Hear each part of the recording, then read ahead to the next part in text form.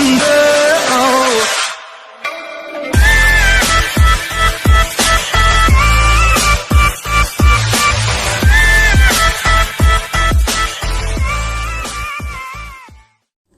สบายดีเนาะวันนี้ก็กับช่องอีพีคนเก่าคนเดิมเนาะไม่ได้ลงคลิปแล้วเนาะแต่วันนี้ GM ใจดีเนาะได้มาแจกโค้ดฟรีไฟล์ให้ทุกคนได้ทุกคนเนาะถึงวันที่31เนาะเดือน7นี้เนาะนี่ก็เข้าไปที่กรอกโค้ดกันเลยแต่เขาใส่แล้วเนาะแต่เราก็จะไปใส่ให้ทุกคนดูใส่บ้าง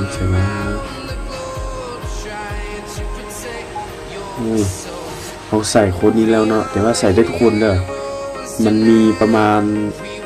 6โค้ดเนาะนี่เดี๋ยวเขาจะทิ้งโค้ดนี้ไว้ใต้คลิปเด้อนี่ทุกคนเขาใส่แล้วเนาะจะใส่ไปได้ไหมนี่ชื่อของคุณได้ใส่เขาได้ใส่ไปแล้วเนาะทุกคนนี่เขาก็ได้ชุดมาแล้วไปเบิ่งกันเลยชุดก็คือชุดนี้เนาะนี่นี่ชุดตัวนี้ได้เกิดตัวนี้เนาะนี่ถาวรเลยนะ GM แจกยกเซิร์ฟเลยเนาะแล้วก็มีอะไรนี่ต้องไปเข้าบึงตรงนี้นะยากว่ะตรงนี้ว่าตัวนี้เนาะกดเข้าไปบึงเนาะเพจกาลิน่าอย่าลืมไปติดตามเด้อเพื่อว่าได้ภาพข่าวสารดีๆจากเพจกาลิน่านี่มันมีถามมาต่อไปแจกของยกเซิร์ฟไลเทมนี่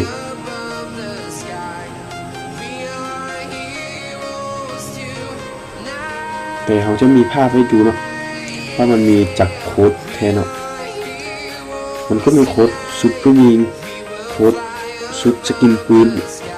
M14 เนาะแล้วมีกล่องสุ่มแล้วมีอันลัคกี้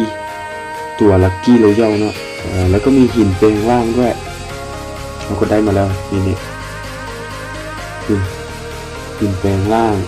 ชุดผู้หญิงก็ได้แล้วเนาะรู้สึกว่าไม่ยังวะชุดผู้หญิงใส่ว่า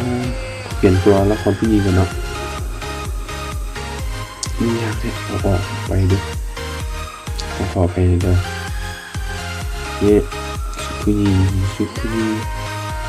ใส่ว่าอันนี้เลยชุดผู้หญิงก็ได้แล้วนี่เด้อเอาเกิดมันจนเลยทีนี้เนาะเห็นบ่ตัวนี้นี่ชุดผู้หญิงก็ได้แล้ว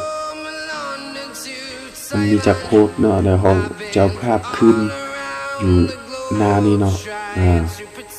แล้วก็สำหรับคลิปนี้ก็จบเพียงเท่านี้เขาก็จะแจก GM แจกโค้ดเนาะก็ได้มา